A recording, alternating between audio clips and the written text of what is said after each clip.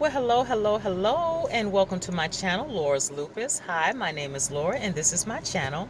I created this channel for lupus survivors and lupus warriors, where we can talk about all things lupus, where we can be upfront, open, and honest about each of our journeys with lupus.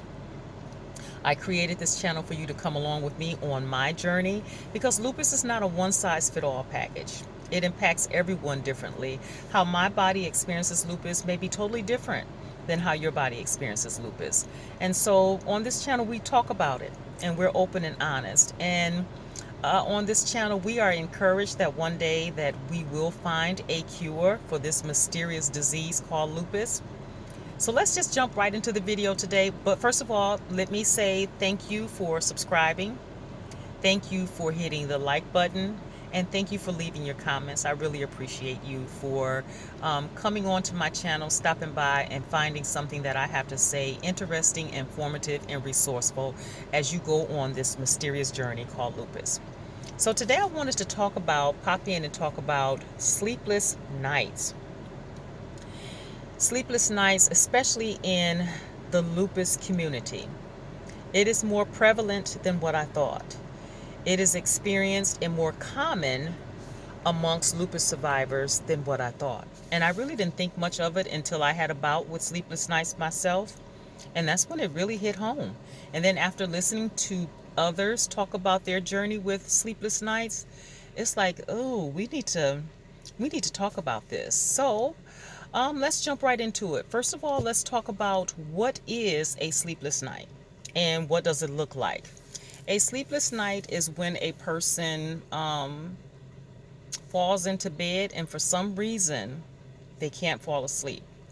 Or there's that sleep-wake cycle that occurs more frequently than it should. And it interferes with the quality of a person's life and the quality of sleep. And that's not good for a person that's dealing with lupus. Number one, because lupus, one of the symptoms is fatigue. And so we're already dealing with the symptom of lupus. And so then you compound that with sleepless nights, which makes you even more fatigued, which makes you need even more rest or take more naps during the day. And also, it is an increased risk to your health, which means that it can cause you to have more lupus flare-ups, and these lupus flares lasting a lot longer than usual. Okay, so I'm out here at the park, so if you hear people talking or cars pulling up, it's because I'm at the park shooting this video. But anyway, if you're dealing with sleepless nights, if you're having a bout with sleepless nights, what can you do about it? Well, the first thing we need to do is rule out that there's nothing physical or emotional going on. Okay, that there's not an emotional or physical cause to it. And what I mean by emotional or mental is that if there's some sort of anxiety or depression that has been known to cause or contribute to a person having sleepless nights, sometimes it can do the exact opposite. It can cause a lack of sleep, or it can cause a person to sleep even more. But today, for this video purpose, we're going to talk about a lack of sleep. And so after you've ruled out that it's very hot in here, I'm in my car.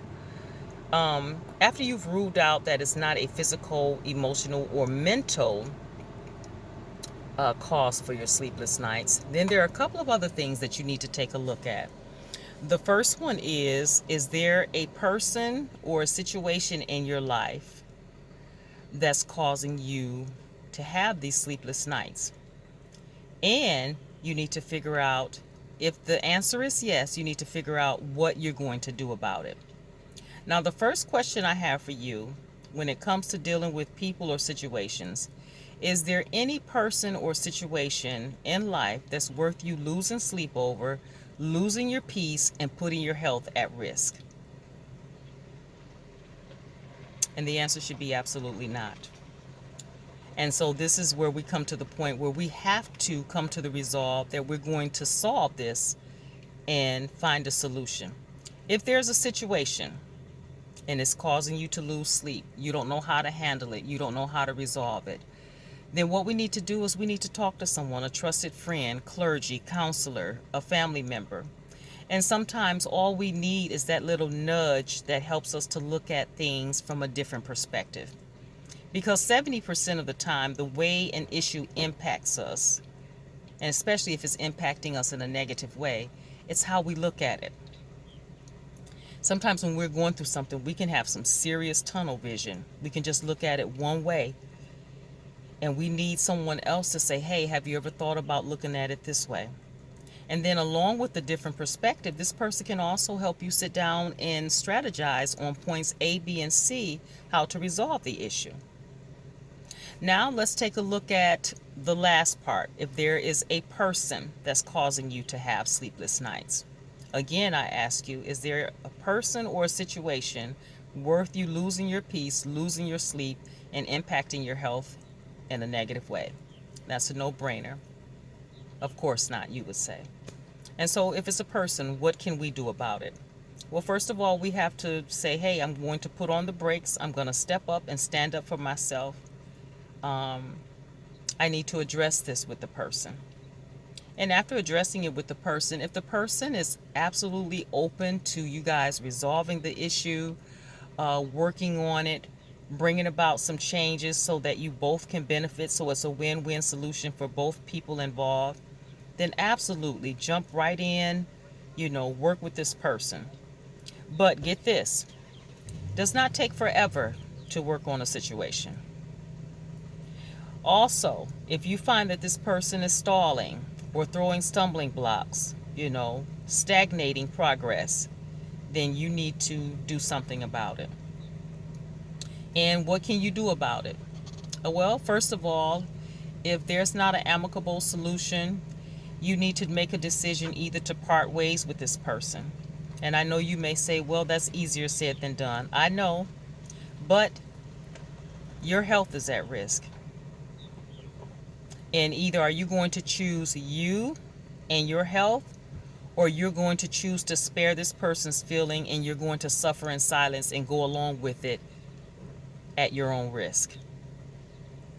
And so I would choose me.